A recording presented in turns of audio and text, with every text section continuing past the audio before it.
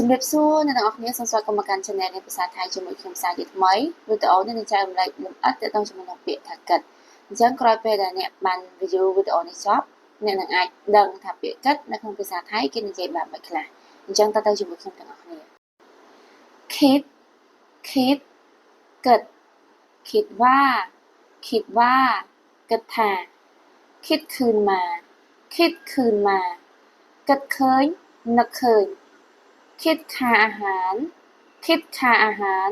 គិតតម្លៃអាហារคิดหาเหตุผลគិតរកហេតុផលคิดไม่ออกគិតមិនចេញคิดលេខในใจគិតលេខក្នុងចិត្តคิดร้ายគិតអាក្រក់คิดละอายគិតអៀនខ្មាស់คิดออกเลยគិតចេញហើយคิดว่างั้นนะគិតថាអញ្ចឹងណាคิดถึงฉันไหมនឹកដល់ខ្ញុំទេ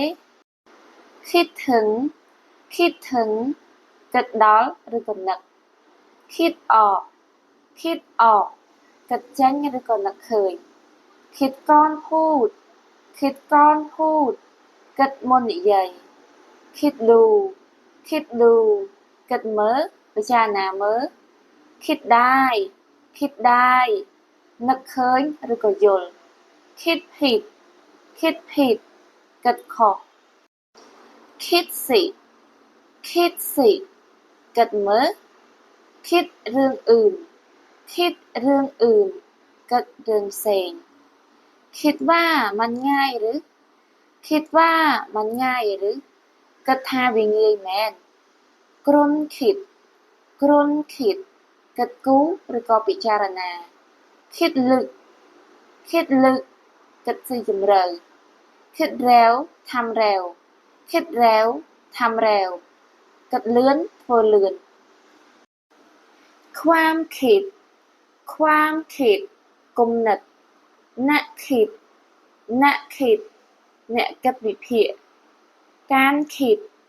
ការគិតความคิดสร้างสรรค์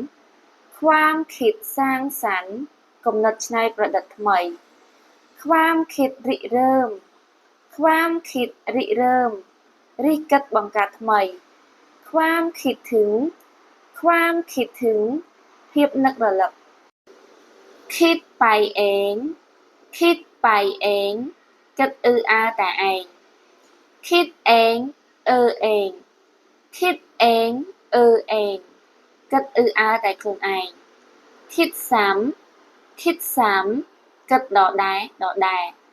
គិតหลายรอบគិតច្រើនសារឬក៏គិតច្រើនដងគិតលុបគិតអវិជ្ជមានគិតបួកគិតវិជ្ជមានគិតនอกក្របគិតនៅខាងក្រៅប្រអប់ឬក៏គិតលើសពីអ្វីដែលធ្លាប់គិតពីមុនคิดបែបវិភាគគិតបែបពិចារណាคิดคำนวณគណនាคิดไม่ตกគិតមិនចេញជាសាច់ការคิดมาก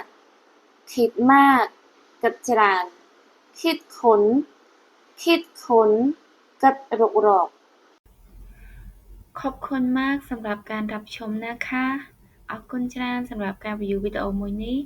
សូមសំណាងល្អសូមចុច subscribe ជួយនាងខ្ញុំផងអរគុណច្រើនបាយបាយ